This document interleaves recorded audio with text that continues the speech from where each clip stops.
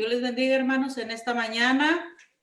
Es un día hermoso que el Señor nos ha regalado y que podemos estar en este medio para aprender de la palabra del Señor. Antes de comenzar nuestra clase de escuela dominical, vamos a leer un texto de la palabra del Señor, vamos a orar, vamos a cantar, vamos a alabar al Señor. Que este tiempo, hermanos, que estamos en esta escuela dominical sea de gran bendición para todas las familias de la iglesia. Dice la palabra del Señor en Proverbios capítulo 3, versículo 9 y 10. Honra a Jehová con todos tus bienes y con las primicias de todos tus frutos, y serán llenos tus graneros en abundancia, y tus lagares rebosarán de mosto. Bueno, no voy a levantar la ofrenda. Es un texto, ¿verdad?, que nos habla de lo maravilloso que ha sido Dios, de las bendiciones, de cómo Él llena nuestras vidas y cómo Él rebosa, ¿verdad?, en abundancia nuestro existir. Pero, ante todo, dice, honra a Jehová con todos tus bienes y con las primicias de todos tus frutos. Este día vamos a tener una escuela dominical que va a hablar sobre la prosperidad. Y es una idea, es una teología que tiene buen tiempo, que se levantó y que en su tiempo de auge muchos fuimos como medio sacudidos, podría decir yo, en el querer, ¿verdad?, que como por arte de magia, ¿verdad?, se nos llenaran los bolsillos de dinero y todas esas cosas que se nos decía y se nos predicaba. Pero la realidad está en la palabra del Señor. Y esta mañana el pastor nos va a estar compartiendo esta escuela dominical. Así que oremos al Señor, invitémosle y estemos preparados para recibir esta lección. Delante de tu presencia, Señor, nos acercamos y te damos gracias por esta semana que tú nos has permitido, Señor. Gracias por el cuidado tan especial que has tenido de nuestras vidas. Gracias porque en todo momento hemos visto tu mano, hemos visto tu gloria, Señor. Y te damos gracias porque también hemos experimentado tu presencia en nuestra vida. Hemos sentido el gozo de tu espíritu en nuestra vida, Señor. Tú te has paseado en nuestros hogares, tú has estado con nosotros en nuestros hogares. Hemos sentido tu presencia, Señor, en nuestras casas y glorificamos y honramos tu nombre por todas estas cosas, Señor, que nos alientan, que nos animan, Señor, para seguir adelante. Gracias, Señor, te estoy dando en esta hora. Aleluya. Bueno, vamos a entonar unos cantos del himnario de gloria. En la iglesia, por lo general, en la escuela dominical, pues son los cantos que entonamos. La mayor parte del servicio son cantos del himnario. Y pues para no perder esa buena costumbre de cantar algunos cantos del himnario de gloria. Dice este canto: no hay cual Jesús, otro fiel amigo. Tenemos un amigo incomparable en nuestro Señor Jesucristo. No hay cual Jesús, otro fiel amigo. No lo hay, no lo hay. Otro que pueda salvar las almas. No lo hay, no lo hay. Conoce todas nuestras luchas y solo Él nos sostendrá. No hay cual Jesús, otro fiel amigo. No lo hay.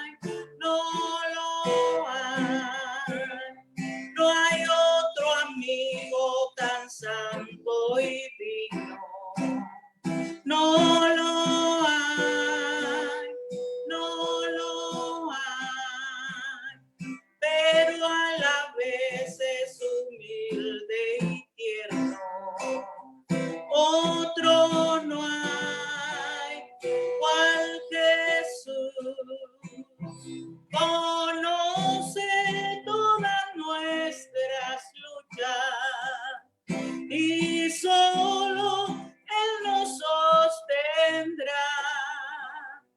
No hay cual Jesús, otro fiel amigo. No lo hay, no lo hay. No hay un instante que nos olvide. No lo hay, no lo hay. Ni hay noche oscura que no nos cuide. No la hay, no la hay. Conoce todas nuestras luchas y solo Él nos sostendrá. No hay cual Jesús, otro fiel amigo. No lo hay, no lo hay. Cuando es infiel el pastor divino, ni una vez, ni una vez, cuando rechaza a los pecadores, ni una vez, ni una vez, conoce todas nuestras luchas y solo Él nos sostendrá. No hay cual Jesús, otro fiel amigo. No lo hay, no lo hay. Hay otra dádiva como Cristo.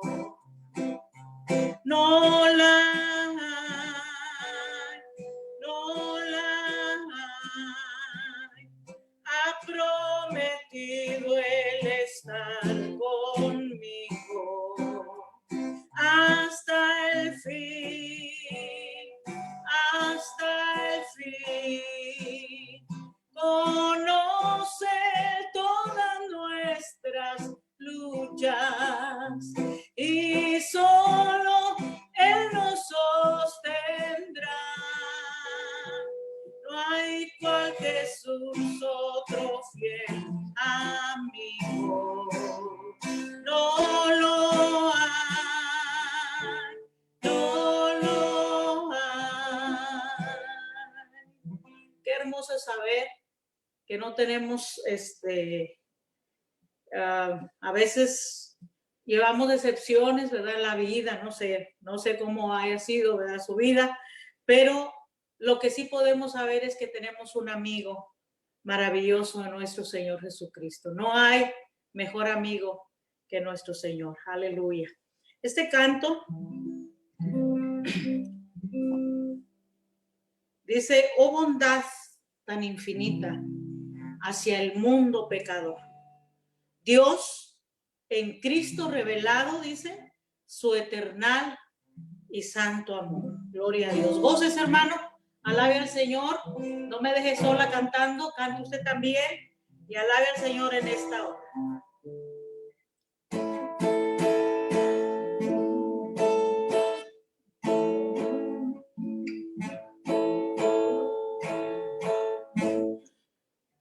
Gloria a Dios. Aleluya. Oh, bondad tan infinita hacia el mundo pecador. Dios en Cristo revelando su eternal y santo amor. Es Jesús para mí la esperanza de salud. Solo en Él hallaré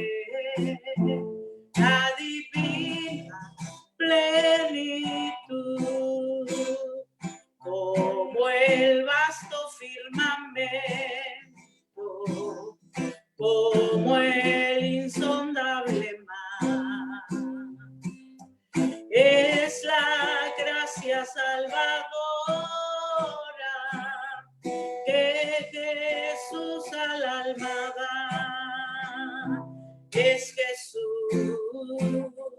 para mí, la esperanza de salud.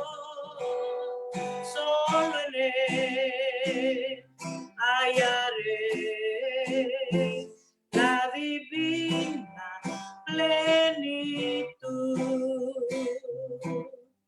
Aunque fueren tus pecados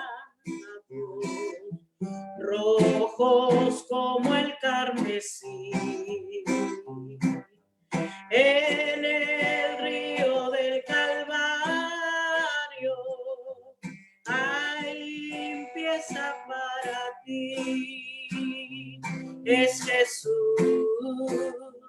para mí, la esperanza de salud. Solo en Él hallaré la divina plenitud. Dios les bendiga, hermanos. Dejo lugar a Alex y a Debbie, que siguen con otros cantos más para alabar al Señor. Dios les bendiga a todos en esta mañana. Espero que todos se encuentren bien con sus familias. Así dice en el Salmos 9, 1 y 2, dice: te alabaré, oh Jehová, con todo mi corazón. Cantaré todas tus maravillas, me alegraré y me regocijaré en ti. Cantaré a tu nombre, oh Altísimo. Así como dice el Salmo, vamos a, con alegría y regocijo, vamos a cantar este cantos.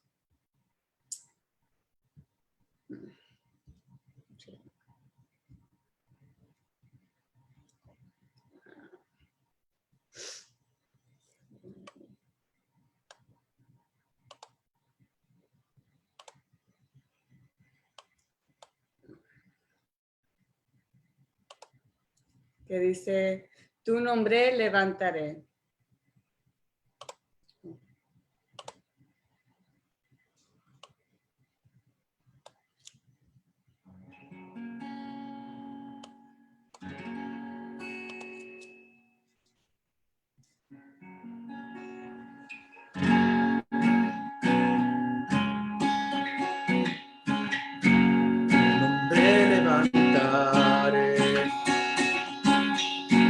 Me deleito en adorarte, agradezco que mi vida estés, que vinieras a salvarme, tu nombre levantaré. Me deleito en adorarte, te agradezco que mi vida estés, que vinieras a salvarme. Dejaste el trono para mostrarnos la luz, de tu trono a la cruz, y mi debo de apagar, de la cruz al morir, de la muerte a tu trono, tu nombre levantaré.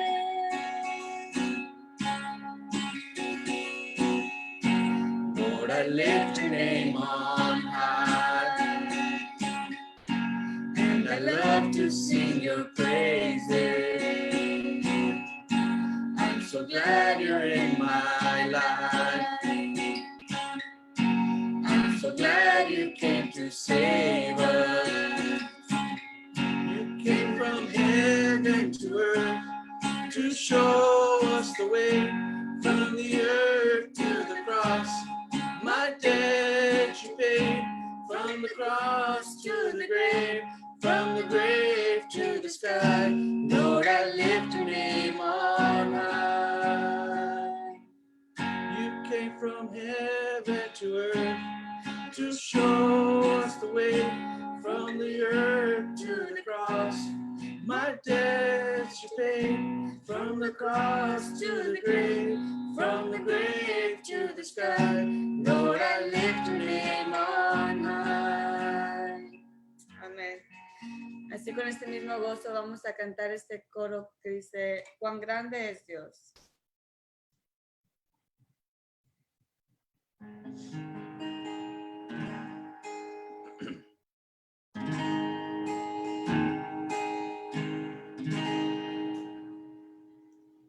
El resplandor de un rey, vestido en majestad, la tierra alegre está, la tierra alegre está, cubierto está de luz, venció la oscuridad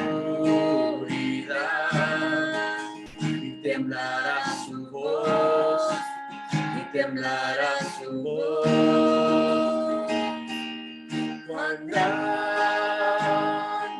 eres Dios, cantaré cuán grande eres Dios, y todos lo verán.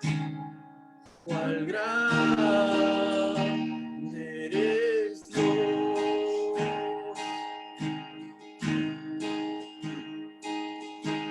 Día a día está,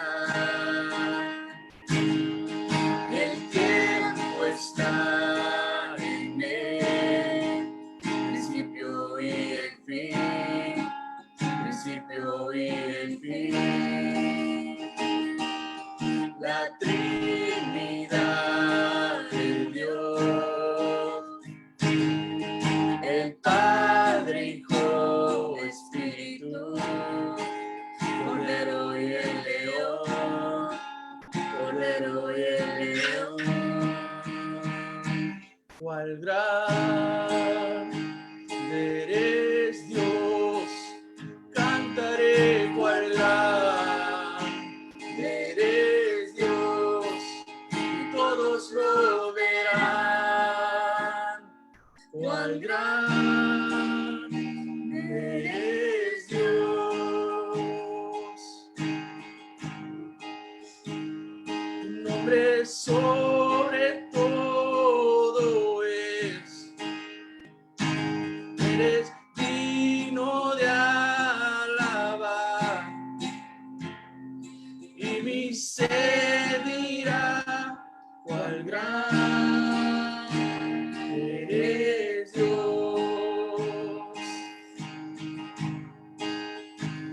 Tu nombre sobre todo es. Eres digno de alabar,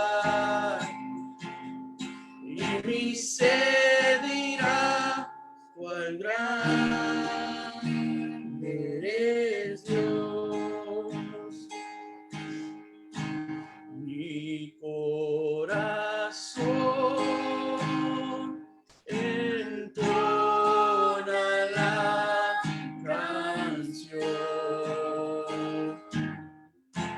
Cuál grande es Él, cuál grande es Él. Mi corazón entona la canción. Cuán grande es Él, cuán grande es Él.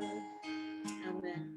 Así con este mismo gozo, le dejo lugar a nuestro hermano pastor. Que Dios les bendiga.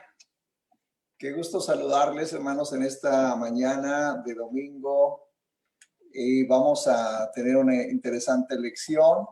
Estamos en la serie Sana Doctrina, salvaguardando nuestra sana doctrina, dice el título, la iglesia frente a los desafíos de la fe o desafíos a la fe, porque se oponen estos temas que hemos estado estudiando.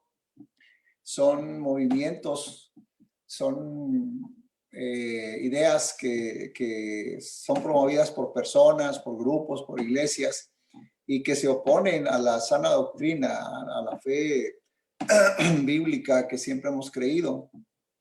Y esta mañana vamos a abordar el tema de la teología de la prosperidad.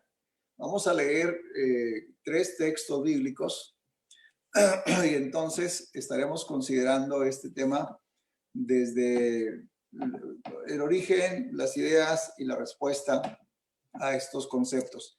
Teología de la prosperidad es la base bíblica. Proverbios 10:4 dice: la mano negligente empobrece, mas la mano de los diligentes enriquece. Ahí está una de las claves de la verdadera prosperidad, la diligencia en lo que hacemos. Lucas 12:15 dice, hablando de Jesús, les dijo: mirad y guardaos de toda avaricia, porque la vida del hombre no consiste en la abundancia de los bienes que posee. Y la última cita es 1 Timoteo 6, 1 Timoteo 6, del 6 al 10. Dice: pero gran ganancia es la piedad acompañada de contentamiento, porque nada hemos traído a este mundo y sin duda nada podremos sacar. Así que teniendo sustento y abrigo, estemos contentos con esto. Porque los que quieren enriquecerse caen en tentación y lazo y en muchas codicias necias y dañosas que hunden a los hombres en destrucción y perdición. Porque raíz de todos los males es el amor al dinero, el cual, codiciando algunos, se extraviaron de la fe y fueron traspasados de muchos dolores. Vamos a orar al Señor. Padre, en esta hora, delante de ti, pongo esta clase, este tema que vamos a compartir, y te suplico bendición para todos mis hermanos que se están conectando, que han estado unidos en la alabanza, Señor, durante esta mañana. Ayúdanos y guárdanos, tu nombre sea glorificado y la clase, Señor, honre tu nombre y se ciña a tu verdad. Habla porque tu pueblo escucha. Bendice tu iglesia, Señor, en el bendito nombre de Jesús. Amén. Teología de la prosperidad. Me gustó mucho la verdad central. Dice: la prosperidad no se mide por los bienes que se poseen y mucho menos se consigue por declaraciones basándose en los deseos propios. La prosperidad puede experimentarse en todas las áreas de la vida, aun y cuando falte el dinero. Decía, bueno, hay varios pensamientos sobre esto. Uno de ellos dice que había una persona tan pobre, que lo único que tenía era mucho dinero. Hablando de que el dinero realmente no es lo que hace la riqueza. Y luego hay otro concepto que dice que una persona pobre o una persona rica no es aquella que tiene mucho dinero, sino aquella que no desea, anhela un peso más. Entonces, esos son conceptos. La lección habla de la teología de la prosperidad. Y bueno, voy a tener que hacer 2 observaciones de entrada, porque parece que el escritor tenía cierta idea fija de que todo tiene que ver con Estados Unidos, y la realidad es que si estamos abordando el tema de la teología de la prosperidad en un expositor que se hace en México, es porque es un problema que existe en México y no es peculio nada más de los Estados Unidos, pero que aquí dice que en los Estados Unidos. Pero no es realmente así. En los Estados Unidos surgió, pero se ha esparcido por todo el mundo. De hecho, hace muchos años yo leí una defensa de la teología de la prosperidad de un pastor peruano. Imagínense que en los países tercermundistas, donde la realidad que lo rodea es la pobreza a la mayoría de la gente, esta persona hace una defensa de la teología de la prosperidad dentro de la perspectiva tradicional, o sea, del origen de la prosperidad.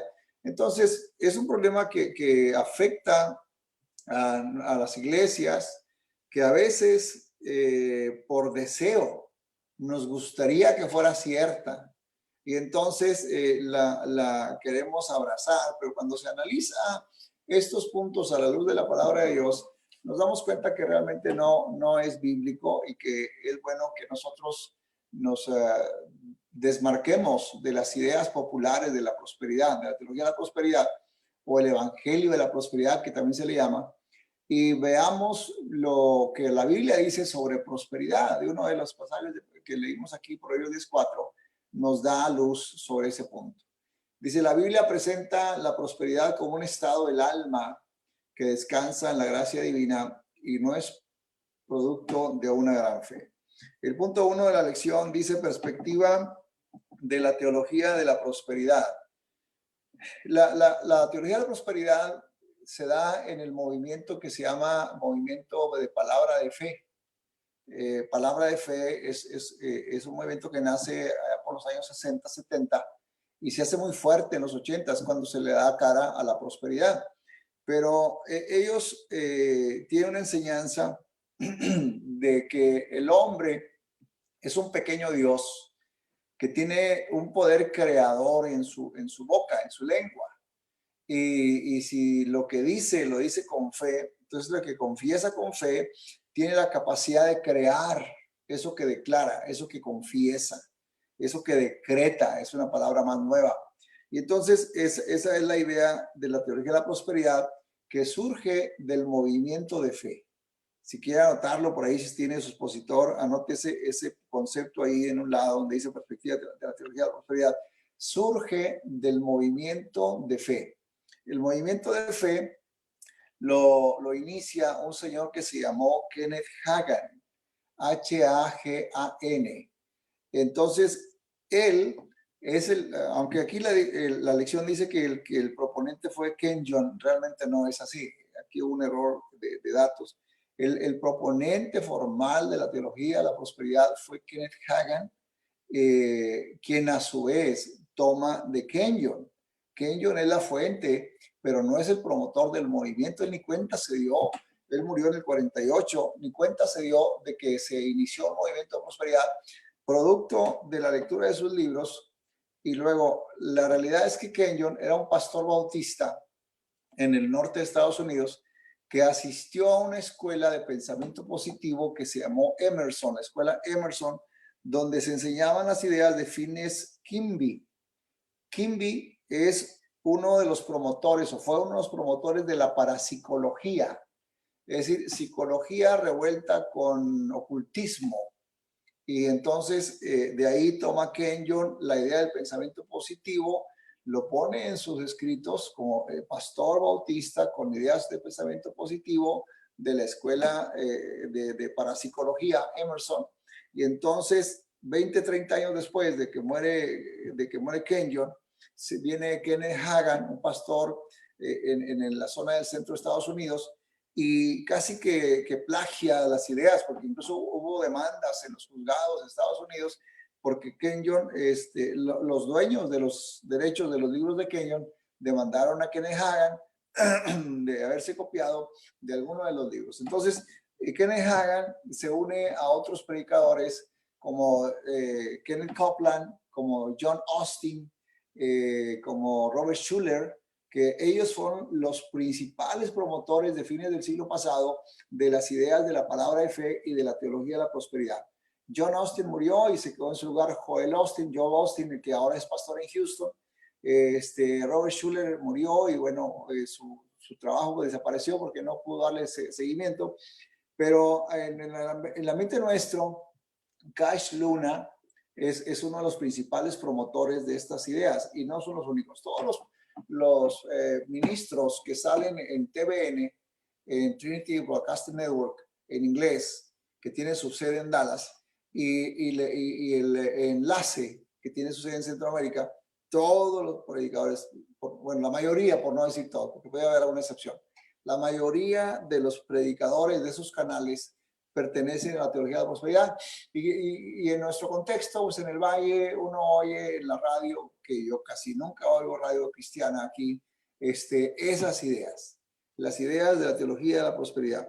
Entonces, de ahí vienen estos conceptos Yo una vez dije, bueno, realmente esta idea de la prosperidad es ponerle Biblia a lo que en el mundo se conoce como el sueño americano. La gente viene de otros países, América Latina, México, y no nada más de ahí, a Estados Unidos, vienen buscando el sueño americano de una vida de comodidad, de una vida de lujos, de una vida de riquezas, de oportunidades, y vienen en busca de eso, cruzan el río y muchos ahí quedan. Y entonces, porque luego le pusieron Biblia a esos conceptos, y entonces es un engaño. Vamos a ver, ese es el origen, hermanos. Más o menos se los platiqué cómo es. Y algunos de esos ministros en algún momento fueron ministros de nuestra denominación, de Asambleas de Dios en los Estados Unidos. Y luego se sintieron grandes, se salieron y hicieron sus propias organizaciones, y ahora son un movimiento en sí mismo. El movimiento Palabra de Fe es uno de ellos. Entonces, vamos a ver los conceptos de la perspectiva de la teología de la prosperidad, las ideas principales. Dice que la gente que tiene estas ideas, dice el expositor, miran a Dios como un proveedor más que como un redentor. Y esa es una realidad. ¿Qué opinan ellos? Bueno, primera idea, dice, ellos creen que el sufrimiento es producto de la falta de fe. Si estás sufriendo, si estás padeciendo, es porque no crees, no tienes fe de que Dios te puede ayudar. Dice, esta teología ignora todo lo que la Biblia dice acerca del sufrimiento. El sufrimiento tiene un elemento didáctico para nosotros, es decir, nos enseña, nos llama la atención, es un elemento correctivo de que estamos haciendo cosas equivocadas y Dios quiere que nos corrijamos. Entonces, por eso nos permite que pasemos por situaciones de prueba. Y a veces simplemente es una prueba de fe, es una honra a nuestra fidelidad al Señor, y dice que nos deja ser probados y no nos deja ser probados más allá de lo que podamos soportar. Entonces, a veces pasamos por esto simplemente para que nuestra fe se robustezca, o que nosotros nos demos cuenta que estamos haciendo cosas que al Señor no le agradan y corrijamos. Entonces, la idea de la palabra, de la teología de la prosperidad, es que si sufres es porque no tienes fe o porque estás en pecado. Y entonces, esta idea dice que no se ocupa de explicar las razones por las que el hombre sufre, más bien exalta la idea de creerle a Dios para evitar toda clase de malestares. Dios es una caja de Pandora donde la abres y sacas regalos y ayudas y todo, según esta idea. Solo hay que activar la fe con una palabra. Ahora le ponen el concepto de la palabra rema, con una rema, y esa palabra viene de Dios y tiene poder creativo. Lo creo y lo recibo. Está hecho. Entonces, para ellos entonces el sufrimiento de entrada no cabe. Porque si yo decreto que no tengo ningún problema, se acaban los problemas. Si yo decreto que no me falta dinero, se acaba el dinero. Si yo decreto que no tengo ningún dolor, se acaba el dolor. La realidad es otra. Y entonces uno tiene que buscar una explicación más seria de estas cosas en otras fuentes, en otros lugares, sobre todo en la palabra de Dios. Segunda idea dice, la pobreza es una maldición. Enseña que la pobreza en cualquier grado es una maldición. O sea, si eres una persona creyente y eres una persona de fe, no tienes por qué ser pobre. Ahora, el concepto aquí está hablando de pobreza económica, de pobreza social, porque hay pobreza espiritual, y dice la Biblia, bienaventurados los pobres en espíritu. Pero no se refiere a ese tipo de pobreza, se refiere a la pobreza financiera. Ellos dicen que Satanás es el padre de la pobreza. Bueno, nosotros no exaltamos la pobreza ni la confundimos con la santidad. O sea, pobreza y santidad no tienen nada que ver una con la otra. Ni pobreza tampoco se confunde con humildad, porque hay gente muy pobre y muy orgullosa. De hecho, hay un refrán que dice, el hambre lo tumba, pero el orgullo lo levanta. Pero no nos referimos a eso. La pobreza es una situación social que puede deberse a nuestro entorno, a nuestro trasfondo, al hecho de que nunca buscamos la oportunidad de superar nuestro estatus social y económico. Incluso puede deberse a una desgracia. De repente una persona que tiene cierta fortuna, viene una debacle financiera al país o a su región socioeconómica, y se le acaba el dinero. Y entonces en ese momento es pobre financieramente, pero a lo mejor no es pobre personalmente. Tiene talentos, tiene dones, tiene cultura, tiene educación, tiene valores, tiene principios. Eso es lo que enriquece a la persona. Y entonces nosotros tenemos que decir, bueno, la pobreza es una condición, pero no es una maldición. Y nosotros tenemos que entender que aún al pobre el Señor le da de comer. Afirman que cuando se enseña al creyente que la carencia es un proceso en el cual aprendemos a depender de Dios, esa idea, según ellos, es un engaño del diablo. Y nosotros pasamos por situaciones, todos tenemos momentos de pobreza, todos tenemos momentos de carencia. Nosotros cuando comenzamos el ministerio empezamos por épocas muy difíciles. De repente, 2, 3 meses aún en iglesias donde las finanzas eran solventes, pasamos por crisis financieras. Entonces, eso de pobreza no es absoluto. Y además es un concepto relativo. Entonces no le vamos a decir que si estás pobre es porque estás bajo maldición. No. Pudiera ser en casos especiales, pero no es el tenor general. 3, la enfermedad es por falta de fe o por un pecado oculto. Es tremendo. Pero hay gente que tiene una fe tan simplista que si te ve enfermo, te condena. Yo lo viví de adolescente. Alguien hizo esa evaluación en un momento que yo estaba muy enfermo y me costó mucho superarlo. Si estás enfermo es porque estás en pecado, punto. Bueno, en pecado sí estamos porque no hay un día que no pequemos, pero una cosa es eso y la otra cosa es ser un hipócrita. Y entonces nosotros tenemos que entender que la enfermedad tiene muchas razones de ser: descuido físico, prueba que Dios permite, un accidente alrededor de nosotros, y entonces no podemos atribuirlo así de forma simplona a la cuestión del pecado. O porque no tienes fe. Esa persona me dijo, tira tus pastillas al baño y entonces Dios te va a sanar. No, porque para empezar, un ministro nunca le puede decir a alguien lo que debe hacer en su situación. La persona tiene que ser responsable de sus actos. Pero bueno, entonces debemos exigirle a la enfermedad que se vaya. Sí, nosotros podemos reprender a la enfermedad y como lo hizo Jesucristo, el Señor echó fuera las enfermedades. Y nosotros dice que oraremos y los enfermos serán sanados. Pero siempre supeditamos nuestra fe a la voluntad de Dios, que sabe más que nosotros. La ley de la siembra y la cosecha, ya aquí habla de las prácticas de aquellos que promueven la teología de la prosperidad. Ellos hablan de que siembra, sobre todo siembra en mi ministerio, siembra en mi visión, y entonces Dios te va a prosperar, te va a multiplicar. ¿Sí? Toman literalmente el pasaje de Romanos 10:30, donde dice, recibirá en esta vida 100 veces más casas, terrenos, familiares. Y entonces lo agarran así y siembran para recibir más casas, más terrenos, más riquezas. Entonces, esta es una distorsión de la palabra de Dios. Entre más semillas se siembra, o sea, le hace dinero, más se cosecha. Y entre más se cosecha, debe sembrarse todavía más para seguir cosechando más. Bueno, es una ley lógica, pero no es una fórmula mágica. Si usted invierte en la obra de Dios, el Señor le va a recompensar, porque dice que Él ama la hora alegre.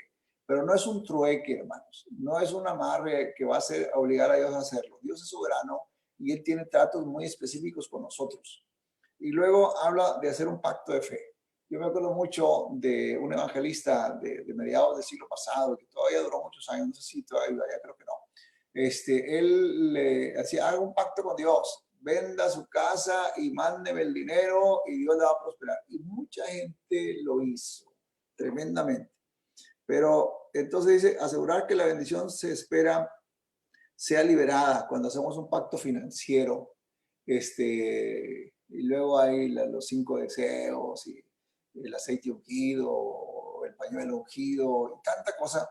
Pero eso es para promover la recaudación de los dineros. Son predicadores de fe y prosperidad, pero dependen mucho de la mercadotecnia para recaudar fondos.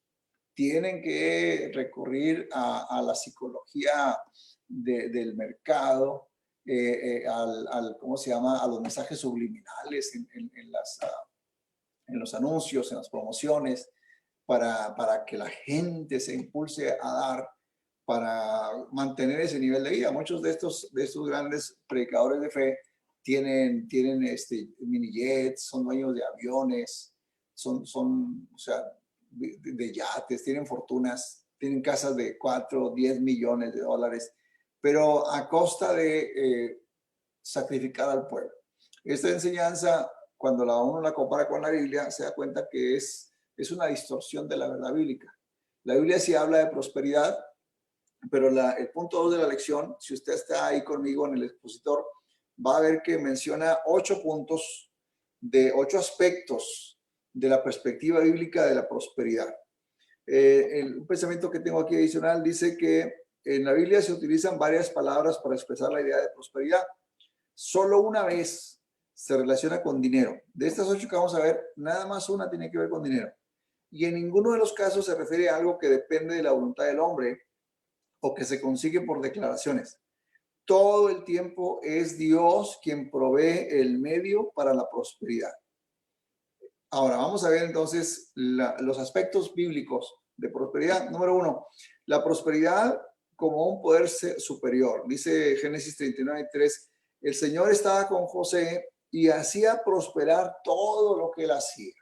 O sea, Dios respaldaba las acciones de José porque José no se había alejado de Dios. José se había mantenido en fe en Dios y Dios estaba con él. Y todo lo que José tocaba, Dios lo prosperaba. Lo ponían a cuidar las finanzas de la casa de Potifar, prosperaba.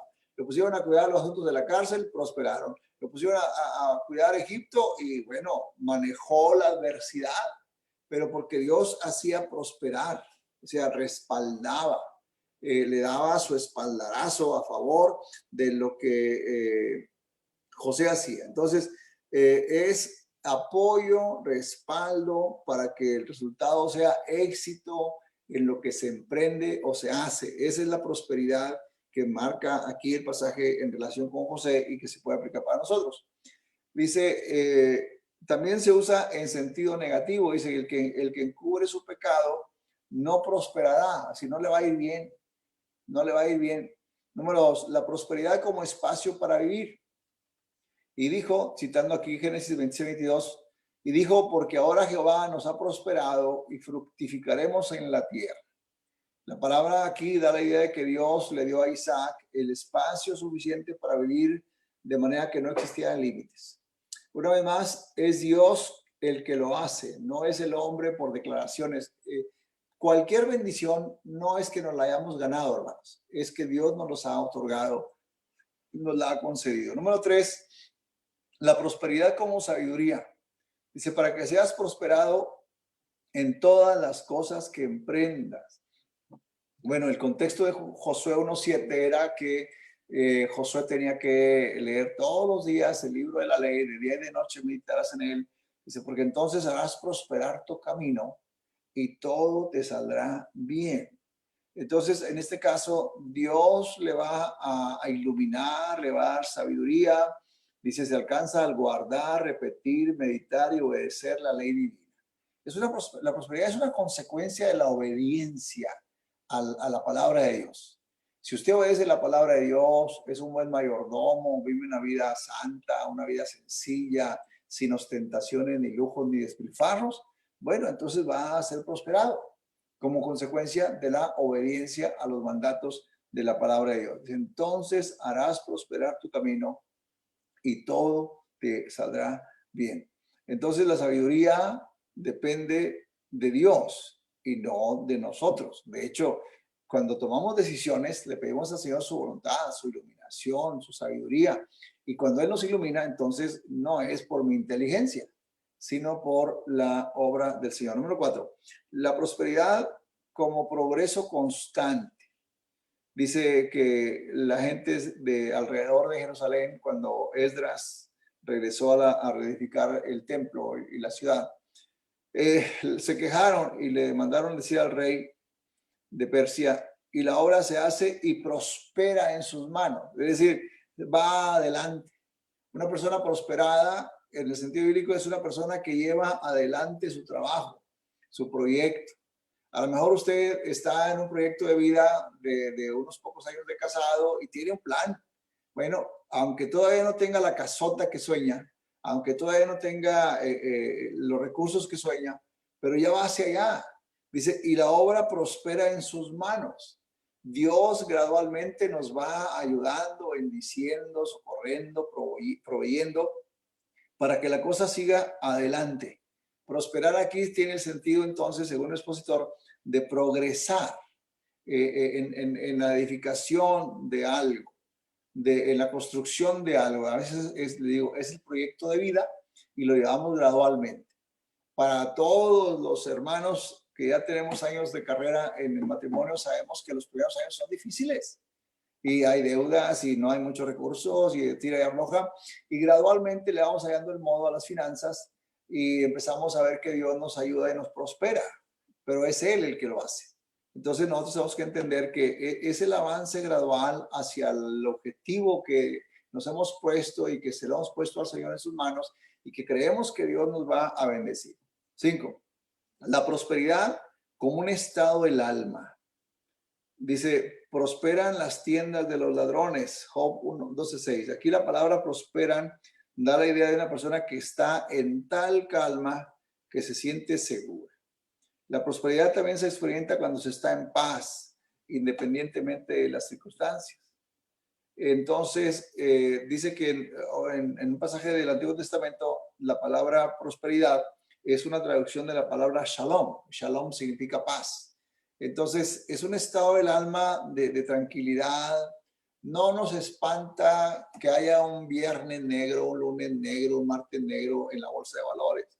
No nos espanta que se nos vaya a acabar los ingresos. No, tenemos tranquilidad. Dice la Biblia, a su amado dará Dios el sueño. Y cuando tenemos esa tranquilidad de que nada nos quita el sueño, entonces estamos prosperados. Aunque no tengamos dinero en la cuenta de banco, más que lo indispensable, estamos prosperados porque tenemos paz en nuestra alma, tenemos tranquilidad y sabemos que mañana Dios va a encargarse de nuestras situaciones y como todos los años y toda la vida, Él va a seguir prosperando nuestro camino. 6, perdón. La prosperidad como riqueza económica.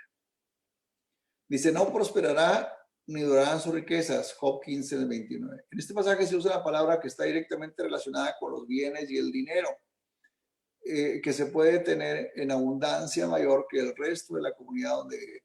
Bueno, algunas personas sí, no es el grueso de las personas porque así es el equilibrio económico, pero en mayor o menor grado Dios siempre va a poner el dinero que necesitamos. El dinero es un concepto indispensable en la vida de todo ser humano. Si usted quiere comer, tiene que tener dinero. Si usted quiere vestir, tiene que tener dinero. Si usted quiere tener una casa, tiene que tener dinero para pagar. Entonces, simplemente es un elemento de trueque que le hemos dado valor, pero es un elemento relativo, pero siempre cuesta recibirlo y hay que saber cómo soltarlo para que no nos desfondemos, para que no nos endeudemos, etc. Entonces, sí hay una connotación de riqueza económica en el concepto de prosperidad, pero es consecuencia de una buena mayordomía y de poner en práctica los principios bíblicos de generosidad, de sencillez, o sea, no ser ostentosos, etc. 7, la prosperidad como bienestar físico. El alma generosa será prosperada, dice Proverbios 11:25. Se refiere aquí entonces a la apariencia física de una persona en estado saludable. Es decir, parte de nuestra prosperidad es la salud, la integridad física, el bienestar físico y emocional. Entonces, eso también es prosperidad. Dice, la idea de estar cubierto, bueno, aquí hace una explicación adicional.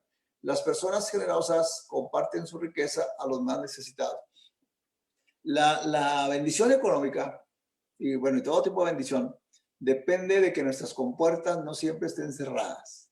Tenemos que abrirlas para que siga fluyendo aquello que Dios nos ha dado. Si la retenemos, se seca. Usted cierra una compuerta y el agua empieza a irse para atrás, hasta que se desborda por otra parte. Pero si nosotros abrimos la compuerta con sabiduría, sin vaciarnos, pero dejando que fluya a otros lugares, es la forma en que nosotros vamos a tener abierta la puerta de bendición del cielo. Entonces, nosotros somos prosperados económicamente y físicamente para poder seguir ayudando a otros. Eso lo dice Efesios en uno de los versículos allá. que Él nos bendice para que podamos ayudar a los que padecen necesidad. Luego viene aquí número 8, la prosperidad en el Nuevo Testamento. En el Nuevo Testamento se usa la palabra griega eudú, que significa ayudar en el camino de uno, y tiene la misma idea que en el Antiguo Testamento. El sentido figurado es recibir ayuda o tener éxito en lo que se hace. Los conceptos del Nuevo Testamento, dice aquí, son paralelos o son iguales a los conceptos del Antiguo Testamento. Entonces, no abundamos más. Simplemente tener éxito en aquello que se hace. Implicaciones bíblicas. La prosperidad de la que habla la Biblia es un medio, no un fin.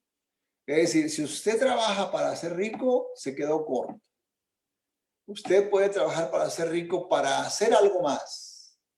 Tiene que ser así. O sea, la prosperidad es un medio, no debe ser el fin. Porque si es el fin, se queda muy corto. Tiene que ser un medio más noble.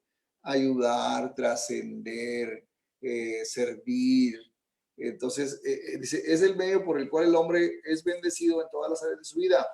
Al regresar de un viaje, al ampliar su casa, al guardar y creer la palabra del Señor, usted hace una casa muy bonita, no para tener una casa bonita, sino para que su familia esté a gusto, para disfrutar, para atender a las visitas que llegan, para sentirse tranquilo en la sala, en el estar, en su recámara. O sea, no es para tener la casa, sino para usarla y disfrutarla. Ese es el objetivo adicional. Entonces, tenemos dinero no para tener dinero, sino para poder administrar, para invertir, para socorrer, para ayudar, para formar a mis hijos, etc. Pero que no se nos quede en la acumulación solo de las riquezas. Por eso dice que la prosperidad es un medio para alcanzar otros fines, y los fines tienen que ser nobles para que entonces sirvan. Incluso los medios tienen que ser nobles. Usted no se puede hacer rico de una forma indigna, porque entonces ya los fines ya no sirvieron. Se echaron a perder. Ese es el concepto de, por ejemplo, el lavado de dinero. El dinero que se levanta a través de la droga es un dinero sucio, mal habido. Entonces es un mal medio. Y lo quiere ennoblecer a través de lavarlo en empresas y luego ya entre al mercado limpio. Pero no se limpia nunca, porque el origen moral está corrompido, está echado a perder. 2, la fe como medio para solución de problemas. Por la fe entendemos haber sido constituido el universo, dice. Por la fe hemos sido justificados. Por la fe Abraham obedeció, y por la fe otros grandes gigantes de la fe sufrieron hambre y pobrezas y hasta muerte. No hay forma, según la Biblia, de decir que la fe únicamente enriquece. La fe nos hace soportar la prueba, soportar los padecimientos, soportar las carencias, porque tenemos fe en que el Señor nos va a seguir ayudando. Y entonces ahí estamos, ahí aguantamos. ¿Cómo se queda la gente, los pastores en zonas pobres? Porque creen que Dios los va a proveer y que Dios los tiene ahí. Y Dios honra esa fe. La prosperidad en Tercera de Juan 1.2. Tercera de Juan 1.2 es uno de los textos más usados por esta escuela. Entonces, déjenme lo busco. Tercera de Juan 1, versículo 2. Le dice el apóstol Juan a Gallo, el anciano Gallo, dice: amado, yo deseo que tú seas prosperado en todas las cosas y que tengas salud, así como prospera tu alma. Y entonces muchos piensan que esta es una promesa de prosperidad. Cuando uno lee bien el texto se da cuenta que no hay ninguna promesa ahí. Es un deseo del apóstol Juan de que su amigo, el anciano Gallo, sea prosperado. Y eso está muy bien. Así debiéramos ser todos. Desear que los demás sean prosperados y que tengan paz como prospera su alma. O sea, no solamente prospera en lo físico, pero también en lo emocional y en lo espiritual. Ese es un deseo. Aquí no hay ninguna promesa en la vida de parte de Dios. Es un buen ejemplo que nosotros deseemos que otros sean prosperados. Pero aquí no habla de que yo deseo que yo sea prosperado. Y es como regularmente se lee este pasaje. No hay una promesa y es un deseo a favor de terceros. Y esa es una buena señal. Nosotros debemos tener ese corazón y desear que otros sean prosperados y que les vaya bien. Y de paso, dice un refrán, el que por otros pide, pues por sí aboga. Así que nosotros confiamos que otros estarán pidiendo por nosotros y nosotros le pedimos al Señor el pan nuestro de cada día, dánoslo. Y el Señor se va encargando de nuestras finanzas. Entonces, nosotros tenemos que tener una actitud desprendida hacia lo material, porque si nos apegamos a lo material, se convierte en ídolos. Y entonces hacemos tesoros donde se corrompe y la polilla y el orín y los ladrones minan. Y entonces sí nos va mal. Pero si nosotros hacemos tesoros en el cielo, si nosotros invertimos para Dios, si nuestra principal riqueza es la del Espíritu, entonces nos pueden quitar todo, pero jamás nos quitarán lo que realmente vale, lo que somos por dentro, los valores que tenemos. El sufrimiento, este último concepto aquí, dice que la teología de la prosperidad ignora enfrentar realmente esta realidad del sufrimiento. Esa realidad Dios se la trajo a la atención del diablo cuando le dijo, ¿has considerado a mi siervo Job? O sea, él es mi siervo y aunque estaba sufriendo, era su siervo. Era un hombre piadoso, temeroso de Dios. La gente de la teología de la prosperidad es muy simplista y no aborda el problema del sufrimiento. Tenemos que entender que la Biblia no da una razón exacta del sufrimiento, pero tiene motivos que logramos entrever. Y cuando al final vemos los resultados, sabemos que Dios no se equivoca. Si permite que pasemos por situaciones de dificultades, de pobreza o de sufrimiento físico, es porque Él nos está hablando, pero nos está enseñando algo y nos va a sacar adelante.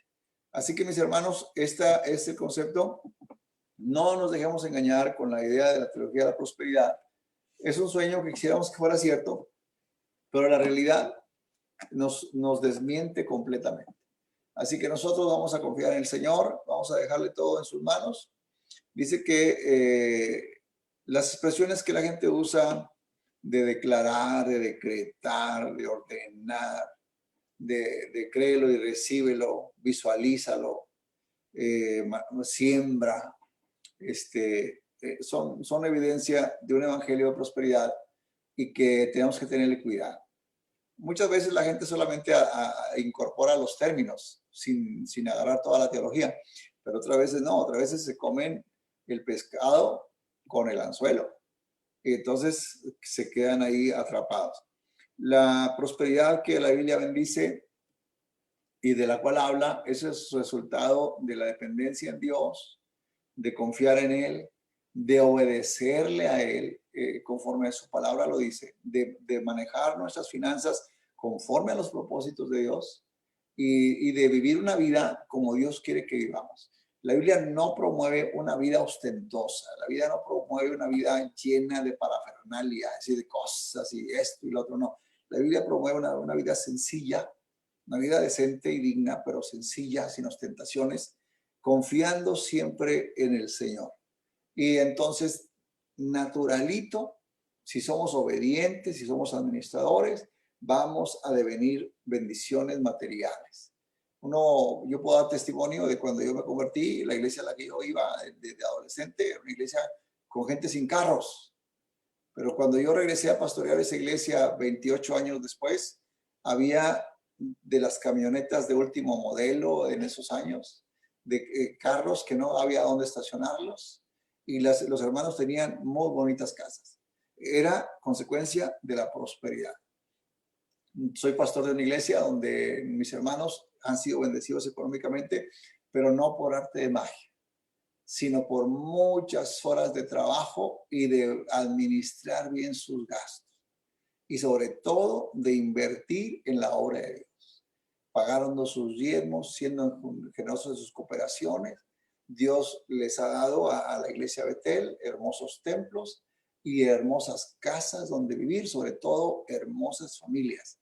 Esa es la verdadera prosperidad, producto de la fe, la obediencia y la dependencia en el Señor. Y en ese sentido, mis hermanos, yo deseo que ustedes sean prosperados en todas las cosas y que tengan salud, así como prospera su alma. El deseo mío para ustedes, yo sé que viene correspondido de ustedes para nosotros, y ustedes cuidan de que así sea. Entonces el Señor dice, nos bendice y nos da a manos llenas.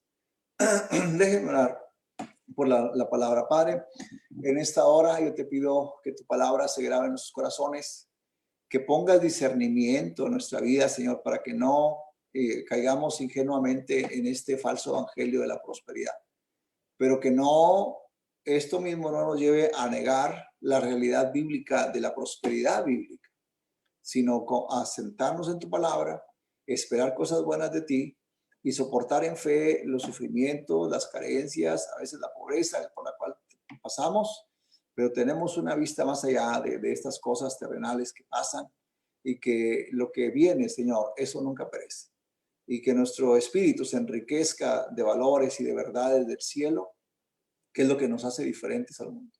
Bendice a mis hermanos, llena sus alacenas, bendice sus hogares y dales, Señor, las finanzas para cumplir con sus obligaciones económicas. Y bendice a tu iglesia en forma maravillosa. Gracias, Padre, en el nombre de Jesús. Amén. Mis hermanos, nos vemos esta tarde a las 5. Transmitimos como siempre desde el santuario. La semana que viene estaremos haciendo un video para dar todas las pautas que se van a tener que observar para nuestra reapertura, que ya está cerquita. El 7 de junio, 2 de la tarde, hermanos de 65 años más, 4 y 6 de la tarde, el resto de la iglesia, bajo las condiciones que nos marca los lineamientos del Estado, que estamos preparados ya para eso y que los indicaremos en un video oportuno la semana próxima. Que Dios me los bendiga. Dejo lugar a la hermana Sandra con lo que sigue de esta escuela dominical. Amén. Dios les bendiga, hermanos, en esta mañana. Muchas gracias por estar con nosotros. Gracias, pastor, por esta palabra. Pudimos aprender mucho en esta mañana. Si quieren voltear ahí en sus Biblias, en el Salmo 96:8, dice: Dad a Jehová la honra debida a su nombre, traed ofrendas y venid a sus atrios. Bueno, sabemos que pronto vamos a estar llegando ahí a sus atrios, vamos a poder congregarnos en nuestra iglesia pronto, pero mientras tanto, ya lo hemos compartido con ustedes varias veces, lo vamos a hacer una vez más. Nosotros estamos compartiendo nuestras ofrendas, estamos dando nuestras ofrendas a través de esta aplicación de Cash App. Si aún no la ha bajado, por favor, la puede poner en su teléfono o ahí en su computadora. Es la aplicación Cash App. En la número 1 puede poner su cantidad, la cantidad que usted desee donar. Ahí en la número 1, entonces va a poner Pay. La número 2 va a indicar para quién es esta donación. Es para Iglesia Betel. Va a buscar ahí ese logo que salga, Iglesia Betel, Texas. En la número 3, usted va a indicar si es para diezmos, si es para misiones, si son ofrendas de la escuela dominical, si es ofrenda pastoral. Ahí va a poner usted. Es bien importante ese paso para saber dónde va a ir su donación. Entonces, en la número 4 va a poner Pay y ya lo podemos recibir en ese momento. No olviden, hermanos, que en nuestra iglesia estamos ahí de 4 a 6 para recibir también sus ofrendas. Si es que no pueden bajar esta aplicación, tienen la oportunidad de ir a través en persona, ahí en nuestra iglesia, de 4 a 6 de la tarde. Hay una cajita ahí afuera de la iglesia donde usted se pueda bajar y ponerla ahí. Hay una persona adentro que después de que usted se vaya, va a salir y va a tomar su dinero para que nadie lo agarre. Y entonces lo puede dejar de esa manera. Si es mejor para usted, lo puedes hacer. Mientras que ustedes van a ofrendar en esta mañana, vamos a cantar un canto. En esta mañana me acompaña mi papá en la guitarra. Doy gracias a Dios porque han podido estar conmigo mis papás en esta semana. Y ahora yo también tengo guitarrista aquí conmigo. Entonces vamos a estar cantando en esta mañana el 267, Más cerca de Cristo, de los Himnarios de Gloria. De Cristo cada día quiero yo más cerca estar. Él es mi Rey amable, mi precioso Salvador. No puedo en todo el mundo, amigo, cual Jesús hallar, quien maravillas hace y prodigios sin cesar. Jamás podrán contarme de Cristo la mitad, de su amor divino en su poder y majestad. Ya miro cerca el día del regreso del Señor, y yo con muchos santos al encuentro sin igual. Iremos a las nubes alabando con fervor a Cristo el Rey glorioso, cuyo reino es eternal. Jamás podrán contar de Cristo la mitad, de su amor divino y su poder y majestad. Y cuando estemos salvos en su reino celestial, más nos cansaremos de servir al Salvador. Gozosos alzaremos nuestro cántico triunfal, y de arpas mil los ecos subirán en su loor. Jamás podrán contarme de Cristo la mitad, de su amor divino y su poder y majestad. Amén. Gloria a Dios. Entonces, hermanos, no olviden que vamos a estar ahí esta tarde. Nuestro servicio de culto evangelístico será a las 5 de la tarde. Pueden traer sus ofrendas de 4 a 6. Vamos a inclinar nuestros rostros y dar gracias a Dios por estas ofrendas. Gracias te damos, Señor, en esta mañana, por lo grande que has sido con cada uno de nosotros, Señor, a través de cualquier circunstancia, Señor. Tú siempre has demostrado que tu mano está con nosotros. Te damos gracias, Señor, porque has estado con todos, Señor, con sus fuentes de trabajo, Señor. Tú has proveído a cada momento, Señor. Tú has sostenido, nos has enseñado que nos has sostenido con tu mano a través de todo. Gracias, Señor, por proveer a cada momento. En el nombre de Jesús, tu Hijo amado. Amén. Entonces los esperamos esta tarde. Dios les bendiga. Y pronto nos veremos en nuestra iglesia. Dios les bendiga, hermanos. Les amamos. Amén.